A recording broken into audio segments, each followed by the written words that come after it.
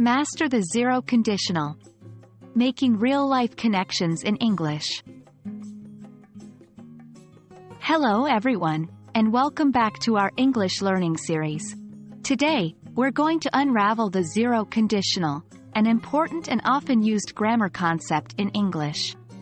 By understanding and using the zero conditional correctly, you can enhance your communication skills and make your English more natural and fluent. In English grammar, we use zero conditional sentences to express general truths, scientific facts, or habits.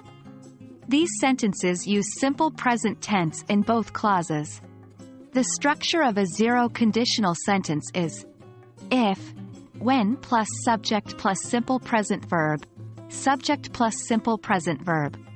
For example, if you heat ice, it melts. Or, when the sun sets, it gets dark. Remember, the zero conditional isn't about imagining or planning for the future. It's about what's generally true or often happens. Spotting the zero conditional isn't too hard once you understand its structure and purpose. Look for the conditional word, if, or when, followed by two clauses both in the simple present tense. The key here is to recognize that these sentences describe a sure outcome, something that always happens as a result of a specific condition. Examples could be, if you don't water plants, they die. Or, when it rains, the ground gets wet.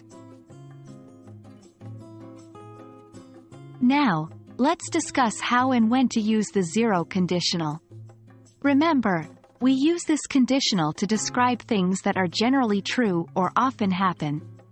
It's perfect for talking about routines, scientific facts, or cause and effect relationships that are always the case.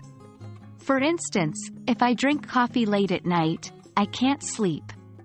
This sentence conveys a regular occurrence or a personal habit. And there you have it, the zero conditional in a nutshell. Now you have a better understanding of this important grammar concept, and you're equipped to use it correctly in your everyday English conversations. Remember, the key to mastering any language is practice, so try using the zero conditional in your own sentences. We hope this video has been helpful in your English learning journey. Keep practicing, stay curious, and until next time, happy learning!